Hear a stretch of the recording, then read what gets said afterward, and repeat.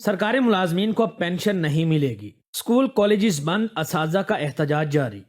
नाज़रीन, पाकिस्तान में असाजा एक वाहिद कौम ऐसी है जिससे मर्दमशुमारी कैंपेन करवा लो, इलेक्शन कैंपेन करवा लो या फल सफाई करवा लो, ये बिल्कुल खामोश रहेगी, ये कुछ भी नहीं कहेगी। और 2-3 दिन से हर जगह हर वक्त हर बंदा एक दूसरे से 2 सवाल कर रहा है। क्या आप जानते हैं कि कौन सा सवाल? पहला सवाल, ए मास्टरां ते उस्तादां दा की रोल आए। दूसरा सवाल, मास्टरां ते उस्तादां दा की बने आए।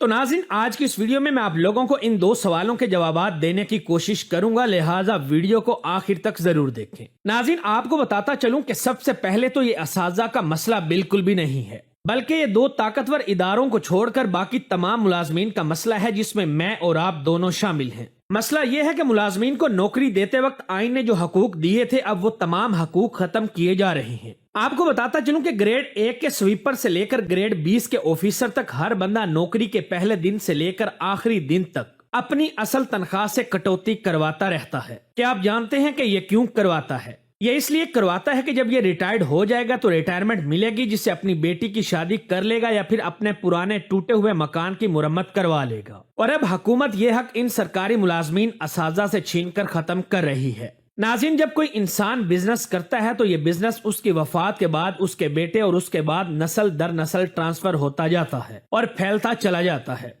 याद रखिए कि एक सरकारी मुलाजिम अपनी आधी जिंदगी तालीम में और फिर 60 साल तक की उम्र अपने डिपार्टमेंट को देता है। रिटायरमेंट के बाद जब ये बूढ़ा हो जाएगा तो सरकार इसका सहारा बनेगी, इसे सपोर्ट करेगी, लेकिन सपोर्ट करने की बजाय इनकी ये पेंशन खत्म की जा रही है। नाज़रीन, याद रखिए कि सरकारी स्कूलों में सिर्फ सफेद पोश लोगों के बच्चे पढ़ते हैं। जिन लोगों के पास जरूरत से थोड़ी सी भी ज्यादा आमदन होती है वो अपने बच्चे मुकामी प्राइवेट इदारों में पढ़ाते हैं, और अगर हालात ज्यादा अच्छे हों तो जिला के बेहतरीन प्राइवेट इदारों में दाखिल करवाते हैं, जहां की दाखिला फीस कम से कम 10,000 से लेकर 30,000 तक होती है। और ये बातें फर्जी कहानियां नहीं हैं। याद रखिए, सरकारी मुलाजमत को कचरा हुकूमत को ये टास्क दिया गया है कि सरकारी स्कूल्स को बेच दो, इनको प्राइवेटाइज कर दो। इनके इनकार के बाद हम अवाम में जाने के काबिल नहीं रहेंगे। जाते जाते इन्होंने ये कानून पास करवा दिया कि निगरान हुकूमत अपने फर्जी इलेक्शन करवाने के अलावा हर वो काम कर सकती है जिसकी आज से पहले आइन में इजाजत ही नहीं थी। और अब निगरान हुकूमत अपने टास्क को पूरा करते हुए सरकारी स्कूल्स को गैर मुल्की NGOs को बेच रही है, जो अपनी मर्जी की फीसें लेंगे और अपनी मर्जी का सिलेबस पढ़ाएंगे। जहां एक तरफ रूह ईमानी का खात्मा होगा तो दूसरी तरफ सफेद पोश लोगों के लिए तालीम दिलवाना नामुमकिन हो जाएगा, और फिर इस तरह की भेड़ बकरियों और अनपढ़ तबके को बेवकूफ बनाना आसान होगा, जैसा कि पिछले 76 साल से हमारे साथ होता आ रहा है। तो नाज़रीन, आप बताइए फिर एहतजाज किसको करना चाहिए? क्या तालीम सिर्फ मुलाजमीन ने अपने बच्चों को दिलवानी है? अगर तो बाकी अवाम भेड़ बकरियां हैं तो फिर वाकई मास्टरांदा रोला है। अगर नहीं है तो ये रोला आप सबका और मेरा है, इस रोले को अपना समझिए। याद रखिए नाज़रीन, बिलाशुबा किसी कौम की तरक्की का राज उसकी इल्मी इस्तेदाद में पिन्हा होता है, और तालीम के मैदान में काबिल और मुखलिस असाजा के बगैर आगे बढ़ना बिल्कुल भी मुमकिन नहीं। बदकिस्मती से हम तो इस राज को नहीं समझ सके, लेकिन अहले मगरिब ने उस्ताद की अहमियत को खूब जाना और दिल से माना है, जिसकी एक खूबसूरत और अच्छी मिसाल मैं आपके सामने पेश करना चाहता हूँ, जो कि मशहूर दानिशवर मोहतरम इशफाक अहमद ने बताई थी। इशफाक अहमद बताते हैं कि जब मैं इटली के शहर रोम में मुकीम था तो एक बार अपना जुर्माना बर वक्त अदा न करने पर मुझे मजिस्ट्रेट की अदालत में पेश होना पड़ा। जब जज ने मुझसे पूछा कि जुर्माने की अदायगी में ताखीर क्यों की,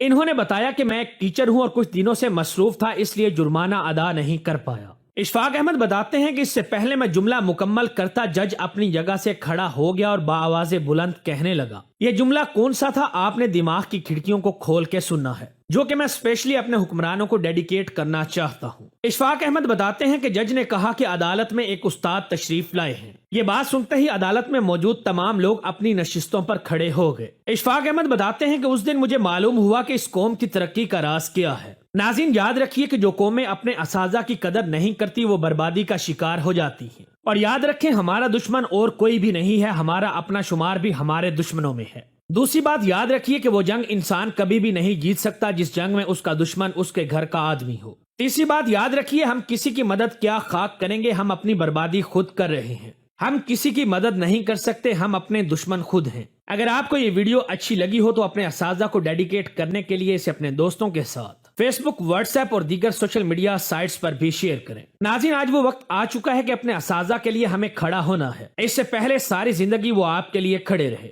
میرا ان لوگوں کے لیے بھی ایک پیغام ہے جو کسی بھی ڈپارٹمنٹ میں شاگرد ہیں کہ جب آپ کے سامنے آپ کا استاد آئے تو کبھی ہاتھ مت اٹھانا، آنکھوں میں آنکھیں ڈال کے بات مت کرنا، اور اگر ایسا ہوا تو یقین مانیے آپ زمین بوس ہو جائیں گے۔ ہمیشہ خیال رکھیے کہ کبھی بھی یہ گناہ آپ سے سرزد نہ ہو جائے۔ آپ کے اساتذہ آپ کے سامنے کبھی بھی آئیں تو ان کے پاؤں چھو لیں جنہوں نے آپ کو اس مقام تک پہنچایا ہے۔ ملتے ہیں اگلی ویڈیو میں، تب تک اپنا اور اپنے پیاروں کا خاص خیال رکھیں۔